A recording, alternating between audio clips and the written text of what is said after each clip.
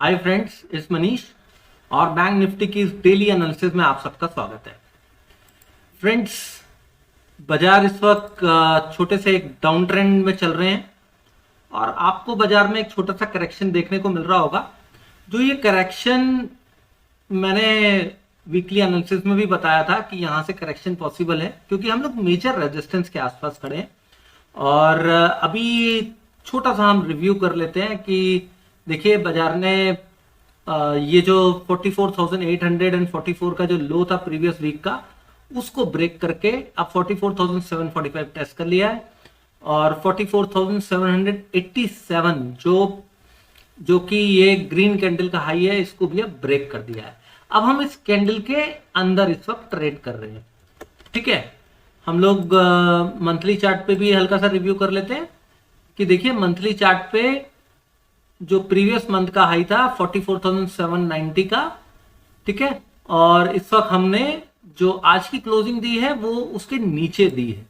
तो बाजार कहीं ना कहीं काफी वीक हो गए हैं। बाजार को अगर ऊपर जाना है तो यहीं से जाना है, अदरवाइज फिर वो कंटिन्यूअस सेल ऑन राइज में कन्वर्ट हो जाएगा। और डेली चार्ट पे देखते हैं तो डेली चार्ट पे देखिए फ्रेंड्स, 1 2 3 4 5 6 ये जो एक ग्रीन कैंडल बनी थी, इसके बाद लगातार 3 दिन से फॉल आ रहा है। 3 दिन से रेड कैंडल्स फॉर्म हो रही हैं। ठीक है, तो बाजार जब 3 कैंडल ग्रीन या 3 कैंडल रेड बनाता है तो बाजार फिर उसके बाद कोई बड़ा मूव देता है। तो इसका मतलब यह है कि अब हम रेडी हैं किसी भी डायरेक्शन में बहुत बड़े मूव के लिए। तो अब हमारा जो स्टॉप लॉस और ट्रेड होंगे वो बहुत स्ट्रिक्ट रहने चाहिए। ठीक है, किसी भी डायरेक्शन के लिए। अच्छा, अब हम ओवरली पे देखते हैं कि ओवरली पे अगर कुछ हुआ हो। छोटा सा एक रीकैप मैं कर रहा हूं। तो देखिए अभी lower top lower bottom continuous यहाँ पे फॉर्म हो रहा है और जब तक बाजार 45,100 के ऊपर नहीं निकल जाते, ठीक, तब तक सेल ऑन राइज ही रहेगा। आज बाजार ने कोशिश जरूर करी लेकिन क्लोजिंग नहीं दे पाए, उसके बाद बहुत तेजी से फॉल आया। ठीक है, अब हम लोग 15 मिनट चार्ट पे आते हैं, जो अपना एनालिसिस है जो हम करते हैं। ठीक, लेकिन इससे पहले मैं एक बात और बोल दूं कि फ्रेंड्स देखिए, हम लोग जो है ओवरली चार्ट के अकॉर्डिंग इस चैनल में इस वक्त री एंटर कर गए हैं। जो हमने ब्रेकआउट दिया था उसको हम फेल कर चुके हैं। इस चीज को ध्यान में रख के आप आगे ट्रेड कीजिएगा। देखिए 15 मिनट चार्ट पे क्या हो रहा है फ्रेंड्स, हम लोग लोअर टॉप लोअर बॉटम का एक फॉर्मेशन कर रहे हैं, लेकिन यहां पे देखिए 44,750 740 इसके आसपास ना ये जो बुल्स है ना, यहाँ बाजार को रोकने की कोशिश कर रहे हैं या वो हल्के से कमजोर नजर आ रहे हैं। लेकिन क्यों? वो इसलिए फ्रेंड्स क्योंकि 750 से 800 के आसपास हम लोगों ने डिस्कस भी किया था कि बाजार को एक इंपॉर्टेंट सपोर्ट है। ठीक, अब हमें कल कैसे ट्रेड करना है वो ध्यान रखिएगा। शॉर्ट टर्म ट्रेंड हमारा बैंक निफ्टी में बियरिश है। इमीडिएट सपोर्ट जो है हमारा वो फ्रेंड्स आज का लो बनाया 663 का, तो 660 से 70 का हमारा इमीडिएट सपोर्ट है। ठीक है, इमीडिएट रेजिस्टेंस क्या है फ्रेंड्स? इमीडिएट रेजिस्टेंस ये स्विंग हाई 45,140 से लेके ये स्विंग हाई 45,180 के बीच का है। ठीक है, अब देखिए इन दोनों, मैं एक में रिमूव करता हूं, ये जो स्विंग है ये जो हमारे ये दोनों रेजिस्टेंस बन गए हैं। जब भी बाजार इसके ऊपर निकलेगा, अगर जब भी निकले, कल निकले परसों निकले, जब भी बाजार इसके ऊपर निकलेगा तब जाके हमारे क्या टारगेट बनेंगे फ्रेंड्स?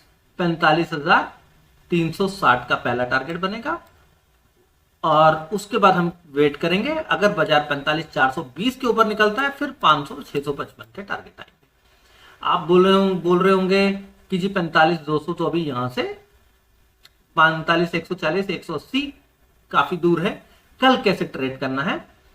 कल के क्या इंपॉर्टेंट लेवल हो सकते हैं?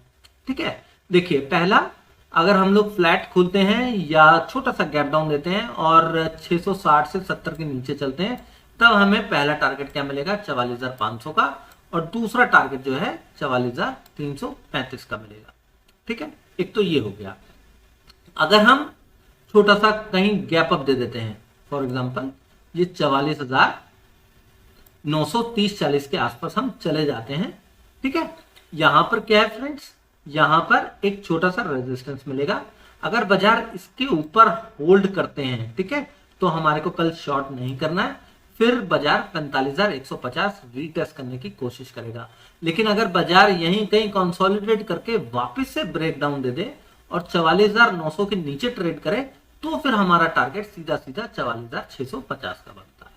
ठीक है, जब ये 660, 70, 50 ये लेवल जब ब्रेक हो जाएंगे, तब फिर 500, 44,500 और 44,335 इसके लिए ट्रेड एक्टिव हो जाएगा। ठीक है, तो कल थोड़ा सा ध्यान रखिएगा कि हम लोग इस वक्त मेजर सपोर्ट जो है बाजार का, बैंक निफ्टी का, उसके आसपास ट्रेड कर रहे हैं। ये जो गैप है, ये गैप फिल हो चुका है। ठीक है, बाजार का ये जो गैप जोन है, इसी गैप जोन पे आज बाजार ट्रेड कर रहे थे।